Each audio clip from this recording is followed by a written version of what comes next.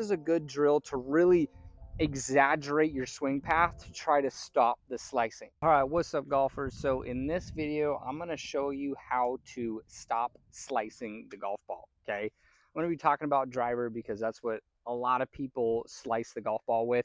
You can do this drill with really any club in your bag, but I'm just going to showcase it with driver.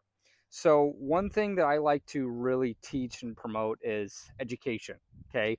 I'm a firm believer that if you are on the golf course and you understand what you're doing wrong, then you can try to fix it mid-round and that round doesn't turn out to be a blow-up round and you get super frustrated and upset, right? A lot of people don't, they just golf and they say, oh, I had a bad round, or I've been slicing it, I have no idea why. So my goal is to teach people and tell them the kind of the fundamentals and mechanics on what they can do, or what they are doing as slicing it. Okay, so the first thing obviously is when you slice the golf ball, that means that your path is out to in with an open club face.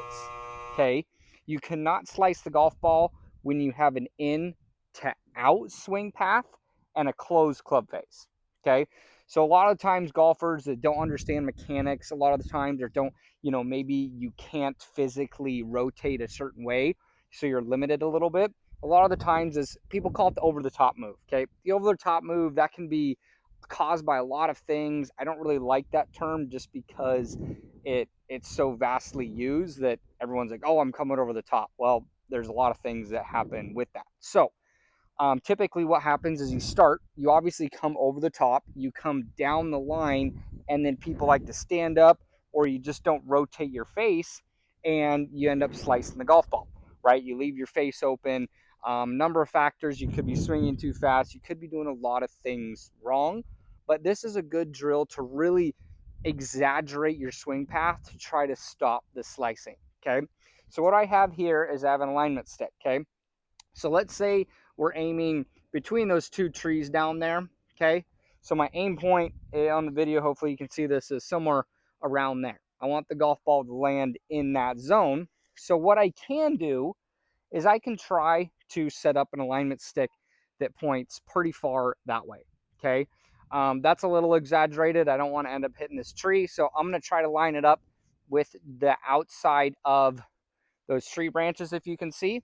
Okay, so what we can do here is, this really helped a lot of golfers, and I'll probably move this way a little bit, is what I like to see is I want your body and everything still pointed middle of the trees or wherever your aim point is, but I want this alignment stick to be pointed to the right, right? If I'm a right-handed golfer, I want it pointed that way. So what I did is, there was a junior golfer this year who really struggled with this, and this drill really helped her. She actually started doing this on the tee box during tournaments. Okay, so what you can do is you want to take your club head and follow the alignment stick, right? You can use a ruler, you can use a stick you found on the ground, you can paint something maybe with some chalk on the grass, but you got to have it at extreme. So you take your club head, you start out in front, you swing back, and then you want to start down and follow your club head on that alignment stick. Okay.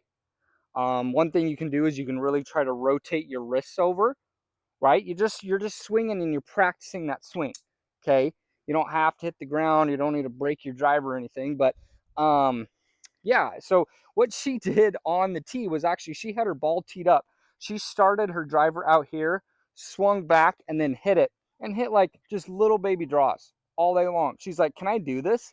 I was like, yeah, of course you can do that. You can do whatever you want. Just try not to hit the golf ball on your backs, on your, takeaway. I don't recommend everybody do that, but this is a really good drill. You can, again, try this with an iron or something, but driver's a good club because it's the longest and a lot of people struggle with it. So again, you can start here, you follow it back, you drop your hands, you want to follow that club head on that alignment stick. You can twist your hands over, right? If you're swinging in to out, you're going to promote a draw bias swing, and you're going to hopefully stop your slicing.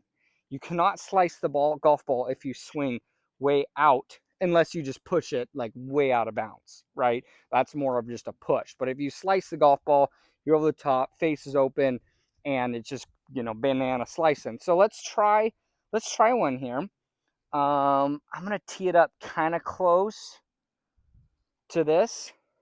Let's see, that's a little high for my liking. This will probably be bad. I haven't swung a golf club in a couple minutes here, but I'm going to aim a little more extreme to the left. Maybe I'm going to try to aim just right of that big tree, if you can see it down there. And let's see if the camera can capture a draw by a swing. And you don't have to swing hard at the moment. You can just, you know, baby swing it or whatever you want to do.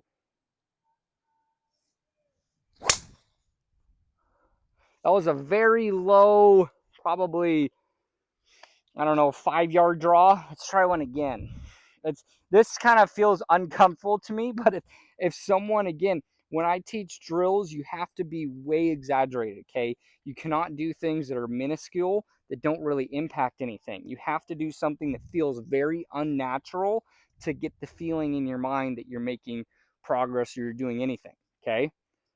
So let's see if I can't do this again.